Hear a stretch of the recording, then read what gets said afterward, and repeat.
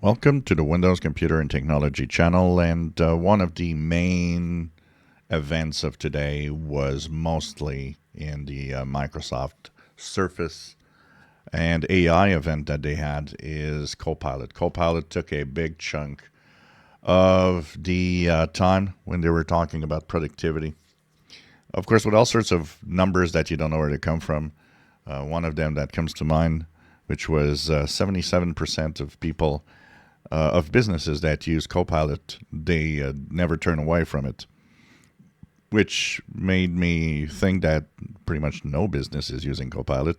So it's an interesting number coming from I don't know where. There's all sorts of things like that. They made some interesting demonstrations of Copilot, and obviously a Copilot is more powerful than what we see right now. And of course, they were focusing on Copilot for business. And there's definitely some positive about Copilot, about using it. There is some productivity that might be gained, but it's interesting also at the same time because they were using things like, going into it, and I don't even know if it's going to work here. Open Settings app.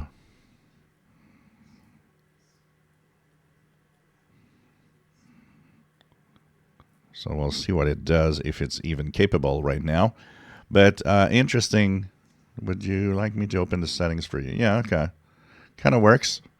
But think about it for a second. Anybody that's used Windows 10 when they started with Cortana, that feels like Cortana. Cortana would do things like that. So, it's interesting. It does work and it does do things.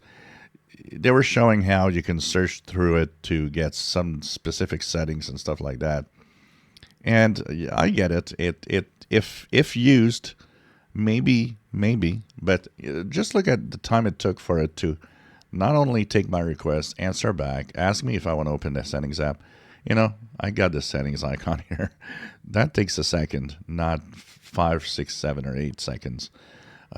Now, obviously, it's going to get more powerful, and the machines they were using it on at NPU, so there could be a AI part of it that's using that chip, making all of this much faster. Obviously, what they were showing seems to be faster than this. Now, up to what point this is going to really grasp attention to anybody, I'm not sure. And add to the fact that they showed us a redesigned keyboard with the Copilot key on it, which I don't even know if anyone's going to use it. So, and now, there's a Copilot key. All they're saying is, oh, well, this makes it so fast. You just click.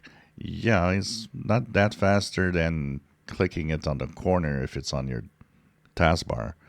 But anyways, most of the presentation were showing specific tasks of, for example, developers using Copilot to help them copy specific, code or change code. They're showing another one that was interesting, which was, business meeting. You've got this big PDF presentation, and they asked Copilot to, resume it to make just a one-page, resume of whatever that text was all about. The multi-page text is all about. Just put that into a couple of paragraphs. What exactly is in there? I could see that being useful, yes, if it works well and does it well. But I have a hard time seeing that a lot of people are going to use it.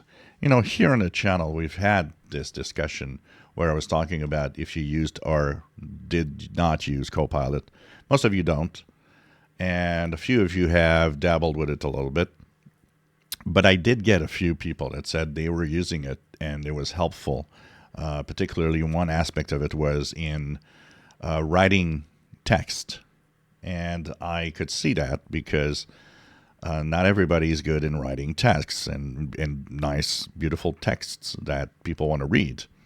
And this, I could see this being very helpful in that case. So there will be cases where it's going to be nice. That's more than what Cortana ever did, definitely. But what will be that future, I'm not sure. And will we all have a Copilot key someday on our keyboard? That's going to be interesting. If you enjoy my videos, please subscribe, give us a thumbs up. Thank you for watching.